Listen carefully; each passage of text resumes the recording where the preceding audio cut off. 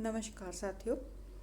आज हम प्रश्न करेंगे जयशंकर प्रसाद और प्रेमचंद जी पर कहानी विदा या उनके समग्र जो साहित्य जीवन है उस पर। चलिए शुरू करते हैं। प्रेमचंद का जन्म कब हुआ? 31 जुलाई 1878 में या 31 जुलाई 1880 में या 30 जुलाई 1880 में या फिर 31 अगस्त 1880 में। यहाँ पे होगा 31 जुलाई 1880 में। प्रेमचंद का जन्म किस गांव में हुआ? लम्ही में, पांडेपुर में, बेलारी में या सेवाग्राम में? ये प्रश्न बहुत इम्पॉर्टेंट हैं, आसान भी हैं, आप सभी को आने चाहिए। लम्ही वाराणसी में इनका जन्म हुआ। प्रेमचंद का वास्तविक नाम क्या है? धनपत राय, नवाब राय या फिर धनपत राय श्रीवास्तव या प्रेम नारायण? वास्तविक जो इनका नाम है वो है धनपत राय श्रीवास्तव।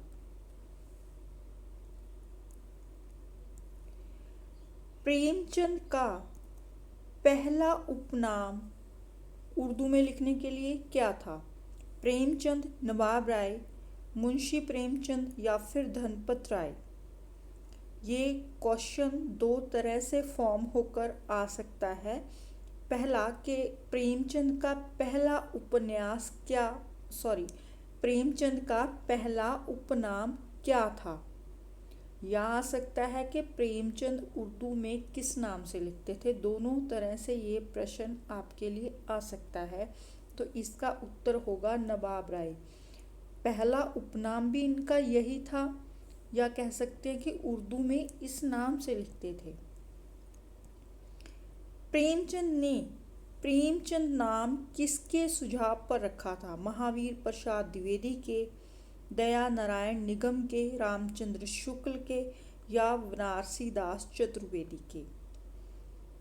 प्रेमचंद नाम इनका नाम तब पड़ा जब इनका जो एक कहानी संग्रह था जो अंग्रेज सरकार ने जब्त कर लिया था, तब उसके बाद इन्होंने प्रेमचंद नाम छंदम नाम से लिखन कार्य शुरू किया। तो यह इनका जो नाम था वो दया नारायण निगम के कहने पर इन्होंने रखा था। इस नाम से ये लिखने लगे। अभी आप बताना कि प्रेमचंद नाम से जो इन्होंने पहली कहानी लिखी थी वो कौन सी थी? प्रेमचंद की पहली उर्दू कहानी कौन सी मानी जाती है? बड़े घर की बेटी, दुनिया का सबसे अनमोल रतन, सोजे वतन या फिर नमक का दरोगा? उर्दू की कहानी पूछी है तो यहाँ पे आएगा दुनिया का सबसे अनमोल रतन। सोजे वतन इनका कहानी संग्रह है। ये 1907 में आई थी। प्रेमचंद का प्रथम उर्दू कहानी संग्रह कौन सा है? सप्त सरोज, मानसरोवर, सोजे वतन, प्रेम पच्चीसी? पीछे ही हमने बात की थी सोजे वतन, ये इनका उर्दू का प्रथम कहानी संग्रह है। ये 1908 में आया था। और सप्त सरोज जो है वो इनका हिंदी का प्रथम है।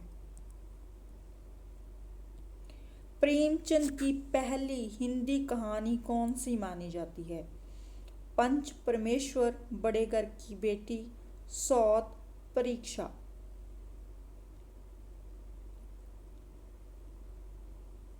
पंच परमेश्वर ये बच्चन सिंह ने मानी है। सौत कहानी जो है वो मानी है नगेंद्र ने। यहाँ पे दो तरह से प्रश्न बनते हैं कि प्रेमचंद की हिंदी कहानी कौन सी है। आपने वहाँ पे ऑप्शन देखना है। अगर पंच परमेश्वर दिया है तो वो टिक करनी है, सौत दिया हो तो वो टिक करनी है। अगर पूछा जाए विद्वान के अनुसार, नगेंद्र या बच्चन के अनुसार, फिर तो बहुत ही आसान है ना। बच्चन के अनुसार पंच परमेश्वर, जो कि 1916 उसका समय है, और नगेंद्र के अनुसार सौत। और एक प्रश्न और बनता है, जैसे मैंने पीछे पूछा भी है, कि प्रेमचंद नाम से उन्होंने जो पहली कहानी लिखी वो कौन सी है। ठीक है, तो वो बड़े घर की बेटी है। बच्चन सिंह ने प्रेमचंद की पहली हिंदी कहानी किसे माना। अभी हमने पीछे ही बात की है, तो ज़्यादा टाइम इसमें नहीं लगाएंगे हम। बड़े घर की बेटी सौत मानी है नगेंद्र जी ने, और बड़े घर की बेटी, माफ़ कीजिएगा, यहाँ पे आएगा पंच परमेश्वर। बड़े घर की बेटी तो प्रेमचंद नाम से है। पंच परमेश्वर जो कि 1916 में आई, ये बच्चन सिंह ने प्रेमचंद की पहली हिंदी कहानी मानी है। कफन कहानी का प्रकाशन वर्ष क्या है। 1934, 1935 या 36 या फिर 37। यहाँ पे आएगा 36। ये उनकी अंतिम कहानी है। प्रेमचंद की प्रसिद्ध दलित समस्या पर आधारित कहानी कौन सी है। कफन, सदगती, ईदगाह या फिर पूस की रात। ये तो बहुत ही आसान है। सदगती कहानी इनकी दलित समस्या पर आधारित कहानी है। पूस की रात का मुख्य पात्र कौन सा है। होरी है, गीसू है, हल्कू है या माधव है। यहाँ पे पूस की रात कहानी जो कि किसान जीवन पर लिखित इनकी कहानी है। हल्कू इसका मुख्य पात्र है। होरी गोदान का है, और गीसू और जो माधव है ये हमारे जो कफन कहानी है उसके पात्र हैं। जयशंकर प्रसाद मूलतः किस विधा के कवि थे। प्रगतिवादी, छायावादी, रहस्यवादी या फिर प्रयोगवादी। ये सबसे आसान प्रश्न है। छायावादी कवि थे। इन्हें छायावाद का क्या कहा जाता है ये आप बताना। जयशंकर प्रसाद को किस दृष्टिकोण का रचनाकार माना जाता है। प्रगतिवादी, यथार्थवादी, रोमांटिक एवं स्वतंत्रतावादी या मार्क्सवादी। यहाँ पे कहानी के परिप्रेक्ष्य में पूछा जा रहा है कि कहानी के जो लेखनकार है उन्होंने किया वहाँ पे उनका दृष्टिकोण कैसा था। यहाँ पे आएगा रोमांटिक और स्वच्छंदतावादी। जयशंकर प्रसाद की प्रथम कहानी कौन सी है। मधुआ है, आकाशदीप है, ग्राम है, पुरस्कार है।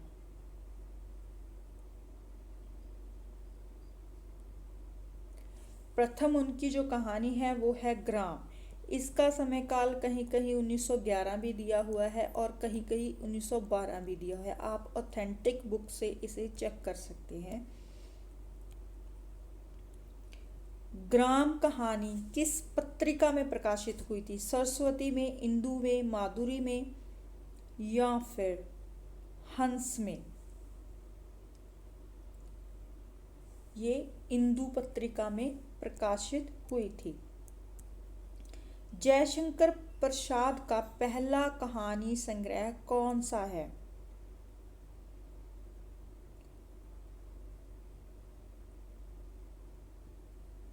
ये आएगा छाया। याद रखना, ये छाया जो कहानी संग्रह है जो 1912 में आया, वो अकेले जयशंकर प्रसाद का ही प्रथम कहानी संग्रह नहीं है, वो पूरे हिंदी साहित्य का प्रथम कहानी संग्रह माना जाता है।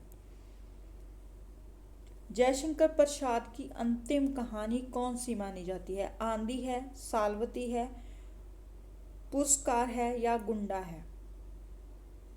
प्रथम और अंतिम ये इम्पॉर्टेंट है, इसे याद रखना। यहाँ पे सालवती उत्तर आ जाएगा। सालवती उनकी अंतिम कहानी है। जयशंकर प्रसाद ने लगभग कितनी कहानियां लिखी हैं। 40, 50, 60 या फिर 70। यहाँ पे आएगा ऑप्शन डी राइट, 70। लगभग 70 कुल मानी जाती हैं। 59 नहीं 69। आकाशदीप, पुरस्कार और मधुआ कहानियों में किस तत्व की प्रधानता है?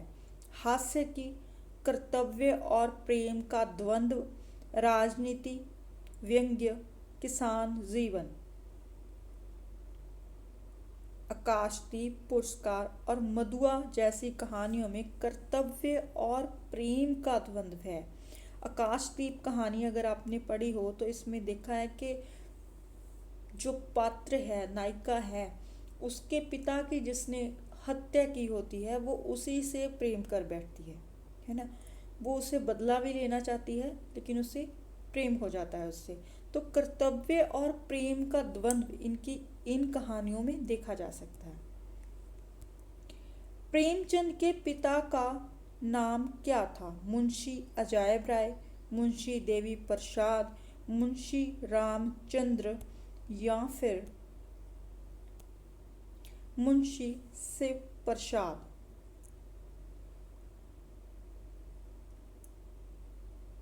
जो इम्पोर्टेंट राइटर्स हैं जैसे मुंशी प्रेमचंद हो गए, जयशंकर प्रसाद हो गए, रामचंद्र शुक्ल हो गए, जो ऐसे राइटर्स हैं उनके माता पिता पत्नी का नाम अवश्य याद कर लेना। अजायब राय यहाँ पे उनके पिता का नाम आएगा।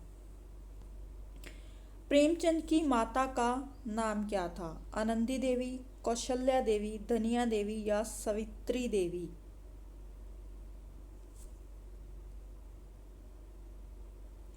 यहाँ पे उनकी माता का नाम आनंदी देवी था। पत्नी का नाम क्या था? प्रेमचंद की मृत्यु कब हुई?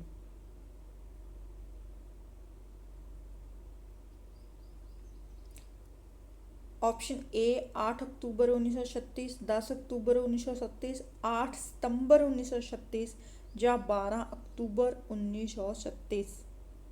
यहाँ पे आएगा ऑप्शन ए। प्रेमचंद ने सरकारी नौकरी से त्यागपत्र किसके आह्वान पर दिया था? बाल गंगाधर तिलक, महात्मा गांधी, जवाहरलाल नेहरू, गोपाल कृष्ण गोखले। ये आपने नया क्वेश्चन देखा होगा। उन्होंने सरकारी नौकरी से त्यागपत्र किसके आह्वान पर दिया था? यहाँ पे आएगा उत्तर बी, महात्मा गांधी के कहने पर। हंस पत्रिका का प्रकाशन प्रेमचंद ने किस वर्ष आरंभ किया था? 1928 में, 1930 में, 1932 में या फिर 1934 में।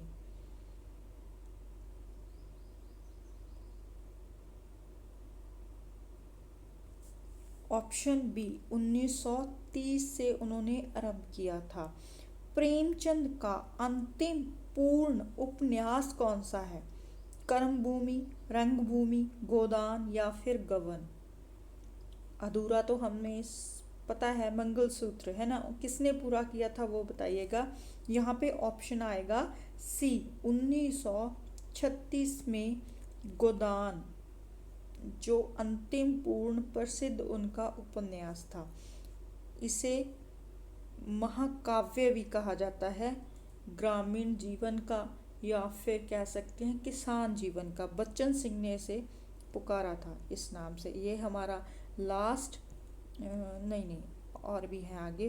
प्रेमचंद का अधूरा उपन्यास कौन सा था? अभी हमने बात की कौन सा था? मंगलसूत्र। किसने पूरा किया? इनके पुत्र अमृत राय ने पूरा किया। सेवा सदन उपन्यास का मूल उर्दू नाम क्या था? बाज़ारे हुस्न, गोशे आफियत, फसानाए इश्क, जलवाए हुस्न। सेवा सदन जिसमें वेश्यावृत्ति का चित्रण है, यह बाज़ारे हुस्न नाम से उर्दू में छपा था। गोदान का मुख्य पात्र कौन है? घीसू है, माधव है, होरी है या फिर हल्कू है। गोदान का मुख्य पात्र। गोदान बहुत प्रमुख इनका उपन्यास है जिसके पात्र प्रश्न पत्र में पूछे जाते हैं। होरी। नायक है इस उपन्यास का। गबन उपन्यास का मुख्य पात्र कौन सा है? अमरकांत है, जालपा है, रमानाथ है या फिर सूरदास है?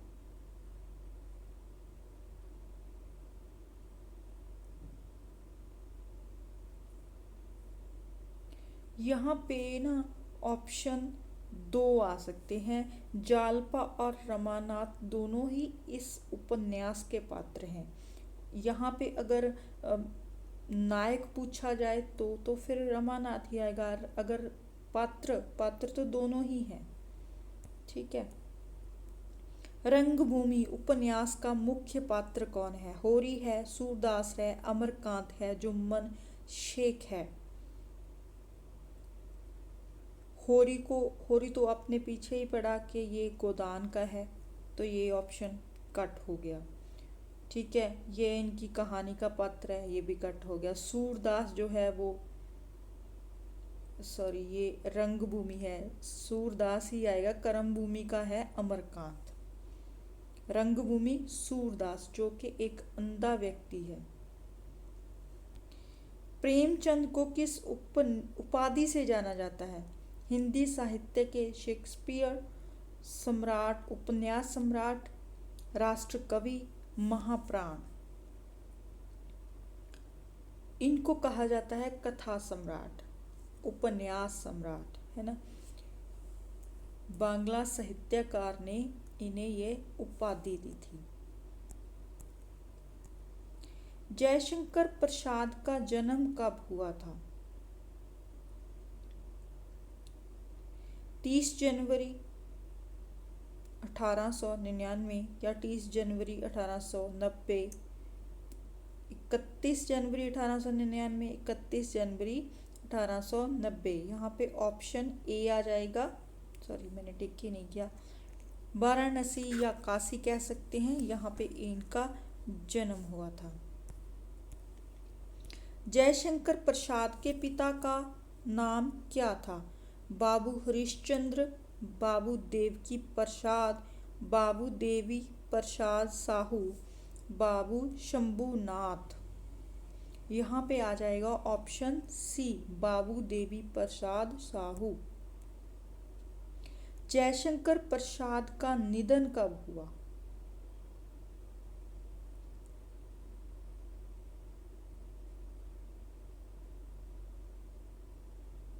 यहाँ पे आएगा ऑप्शन बी, 15 जनवरी 1937। जयशंकर प्रसाद का प्रसिद्ध ऐतिहासिक नाटक कौन सा है? स्कंदगुप्त है, कामायनी है, आंसू है या फिर झरना है? यहाँ पे आएगा स्कंदगुप्त जो कि 1928 ईस्वी में प्रकाशित हुआ था। यह इनका प्रसिद्ध ऐतिहासिक नाटक है।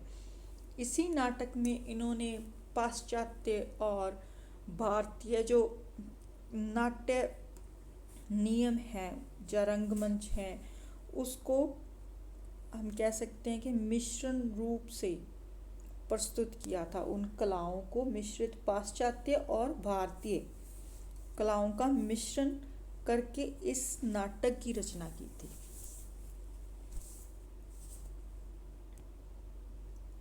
जयशंकर प्रसाद के नाटकों की प्रमुख विशेषता क्या है? सामाजिक यथार्थवाद है, ऐतिहासिक चेतना है, रहस्यवाद है या फिर हास्य व्यंग्य है? आपको पता है कि जयशंकर प्रसाद ने ऐतिहासिकता पर ज़्यादा लिखा है, तो ऐतिहासिक चेतना इसमें आ जाएगा। जयशंकर प्रसाद की किस रचना में शरदा और इड़ा प्रमुख पात्र हैं? ये तो बहुत आसान क्वेश्चन आ गया। कमायनी के कितने सर्ग हैं? 15। कब प्रकाशित हुई थी? 1935 में। प्रथम चिंता सर्ग, अंतिम सर्ग आनंद। जयशंकर प्रसाद की प्रसिद्ध कहानी आकाशदीप किस विधा से संबंधित है? ऐतिहासिक कहानी है, मनोवैज्ञानिक कहानी है, प्रतीकात्मक कहानी है या हास्य कहानी है?